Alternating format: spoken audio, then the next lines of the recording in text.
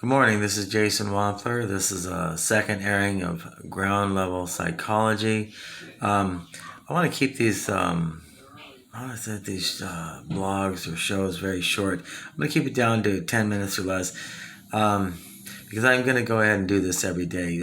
Sunday night, 10 p.m., I'm going to actually be discussing the theoretical technology in regards to deep space spacecraft, and it's more science than fiction, but I'm gonna open up to public discussion on Sunday night, 10 p.m. It's a deep spacecraft discussion. I don't know what to call it, but essentially it's class number 7 on rocketry. But a more theory and discussion of what would be required to build a spaceship to travel to other stars or other galaxies, and the personnel involved as well. But I don't want to talk about that. The reason I'm saying that is 10 p.m. Sunday night was supposed to be devoted towards this show, Ground Level Psychology. I'm going to do little snippets every single day because I really want to build up the momentum on my YouTube channel. I do want to start monetizing. I kind of really do want to make money, but money's not everything. It's helpful in paying the rent. Anyway, I have my I have my ugly face. I'm suddenly looking at my reflection and understanding something very clearly. Nobody looks any younger or older than they actually are. But anyway, this is Ground Level Psychology.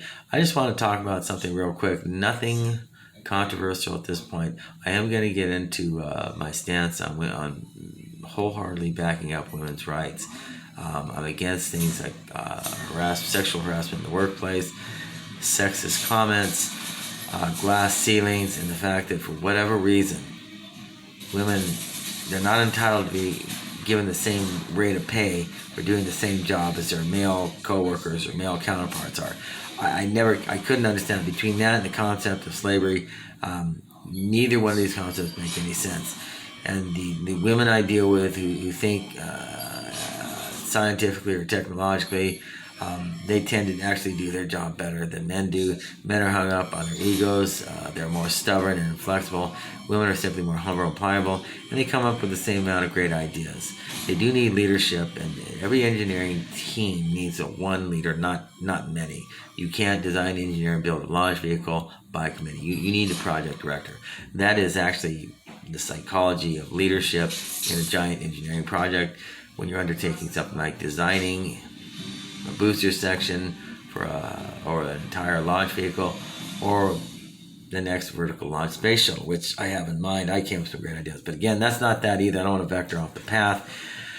Ground level human psychology is this: when you are in a confrontational situation like I found myself in yesterday with my landlord, because I'm going to be a couple days late on the rent.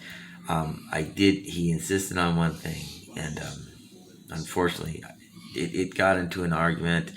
He insisted on paying me, or he had to kick me out on the spot, or later on that evening. We all know there's such a procedure known as the eviction process. I had to get the police involved only because I want to come back from work after it's 15 hours working that night to find out, my room had been raided, my stuff had been missing, and it changed the locks on the doors. I got the police involved because yesterday was New Year's Day, and because of that, because of the New Year's Day, I had no other resources to draw on, but I wanted Alex, my landlord, to hear what I already know about the law. The eviction process is in depth. It's a process, it's a lengthy process. I made it clear to my landlord, Alex, in no unclear terms, I'm going to pay the rent. I'm not here to freeload. So, but anyway, that's another discussion. But that leads into what today's session is about. That is diffusing an otherwise confrontational or argumentative situation. Folks, there's no such thing, or there's not such thing, there's no reason on the planet to ever get into a heated argument with anybody. If you try to show respect and understanding while at the same time maintaining your ground, maintaining your stance, or trenching in and being firm but tactful, it's not that you'll win the discussion. There's no such thing as winning a debate or an argument. There's two people communicating and resolving their issues. I could say a lot of things about the term bipartisanism, But this is not a political discussion either. I don't discuss religion or politics. I talk about government and spirituality. But on that note, let's just talk about the nuts and bolts of resolving a dispute in a peaceful manner. Rule number 1, do not get personal. Rule number 2, don't get emotional. Rule number 3, try to understand how your actions and behavior have affected the other individual who's trying to argue with you. And, take a look at yourself, because sometimes when you have one finger pointing at the other person, 3 fingers are pointing right back at you. You have done something to make them upset and evoke this response from them. Whereas you're not liable for their feelings and emotions. You are a contributor to their emotional or mental state and why they're arguing with you to begin with.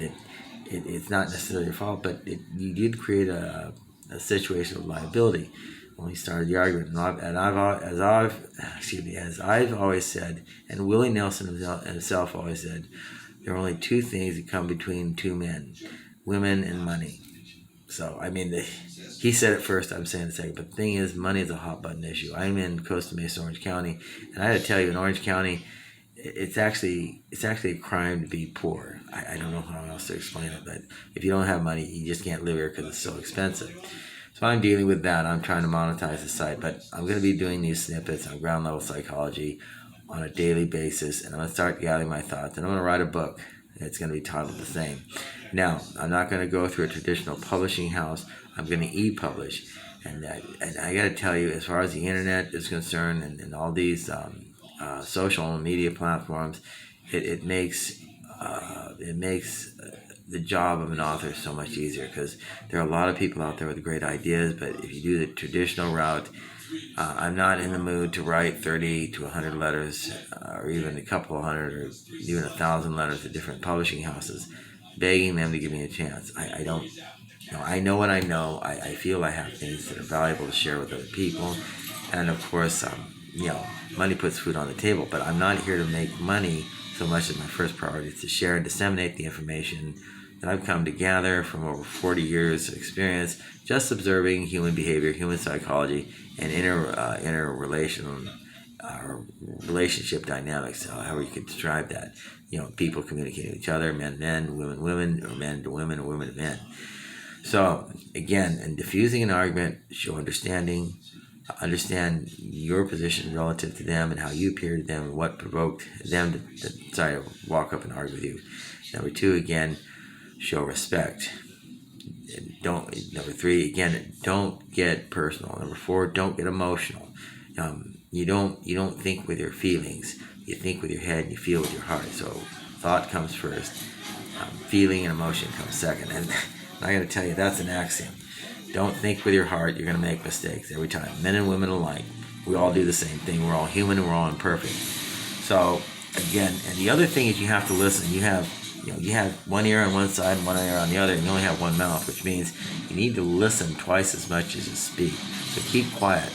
Wait for the other person to finish his argument and invite you to respond or give you some input. If they're going to stand there and yell and scream at you in some type of a psychotic tirade, then just take your leave. Before a quarrel breaks out, just take your leave, because if they're behaving in a psychotic, uncontrolled, angry fashion, it's like arguing with a barking dog behind a fence. It's just not going to work out. So just walk away. So you need to make that determination as well. But if the person has a valid complaint, don't step the game up by getting personal with them, disrespectful to them, or emotional about it, and defending yourself excessively.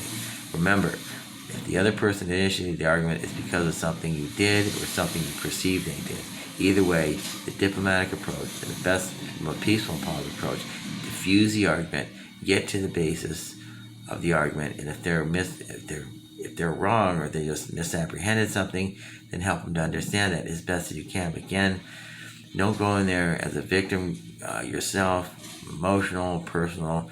Don't insult them, because that's going to make a bad thing worse. We all, I've been self-employed since I was a teenager. Now I'm finding that I'm not going to give in to the fear of man, and I'm standing my ground. Now I'm finding out that I'm getting in several arguments a day. These are tense times, but I'm also realizing something else. As a business owner, I kind of have to keep defending my position every day and getting these arguments and fights. And when I say fight, it's simply put forth effort to defend my stand. So you have to be firm but polite. Firm is in, you're not going to give somebody your dignity, and you're not going to give in to cowardice or say, yes, sir, no, sir, you do own me, because I don't believe in the concept of slavery, and neither should anyone else. But the other thing is, again, try to understand where the other person is coming from. Anyway, there's no reason for two people to yell and shout at each other under any circumstances. That'll contribute to interpersonal relationships. That'll contribute to helping you make more friends and keep the old ones. That'll also maybe help in close romantic relationships between a man and woman, a man and man, or a woman and woman. I can't espouse on everything. I'm not a marriage counselor. I'm not married. I've only had a handful of girlfriends in my life. I'm not really lucky in love, but then again, I tend to be a person that's pretty hard to get along with in close proximity. Close proximity. Excuse me. I'm still waking up. Shout out to my good friends, the Hagen family, Walt, Kay, Stephen, Bethany, and Greg. Stephen said something about me that I'll never forget. Stephen Hagen and I have been friends for over 30 years, and I asked him a question almost 30 years ago, or 25 years, 30 years ago. Stephen, do I have a strong personality? Because I was suspecting I was losing my temper, using profanity, and not acting out, but speaking out a little too much. And he said, Jason, you have the strongest personality of any person I've ever met. And I kind of felt bad, but I was incredulous too. I couldn't believe it. In light of my recent behavior and actions, mostly for good, not for bad, Stephen, I think you're right. You've always been 2 steps ahead of me, brother. I love you more like a friend and a brother, and I value and treasure your friendship. I, however, lost yours and your family's contact information. That's why I haven't called. I hope all is going well, but anyway. And a shout out to my friend Erwin Tipton. Erwin, I'm just going to have to drive over to your house, hop, skip, and jump away from me in Costa Mesa and just ask you for your phone number. Because I can't access you on Facebook, and I can't access you through YouTube either. I don't think YouTube allows that type of activity. Or it's just not, the format's just not set up to accommodate that. Anyway, okay, so this is it. I've exceeded my max time of 10 minutes. I'm at 12 minutes, 28 seconds. So I have to keep these sessions to 10 minutes or more. Around this time, 11 a.m. Pacific Standard Time in Costa Mesa, Orange County, California, USA, planet Earth, or at least the Northern Hemisphere, in the Milky Way galaxy, etc., etc. I'm going to be engaging these snippets. I'm someone I'm trying to be a Christian. I don't want to talk about religion or politics, like I said. I'm trying to live by, I guess, traditional Christian values. But the thing is, I don't even want to say the word Christian right now because that turns people off. I'm trying to be a morally upright individual and trying to live up to my own personal standards of good conduct and behavior. But I don't want to present that image in an emotional fashion. A lot of people are turned off to the word religion or spirituality because they refer to the examples of a heaping healthy dose of false worship, false religion, and I gotta tell you, a lot of false Christianity. When a televangelist's hand is holding out his hand asking for a $1,000 donation, it's time to ask him a question like, I had no idea your Christian God was short of cash.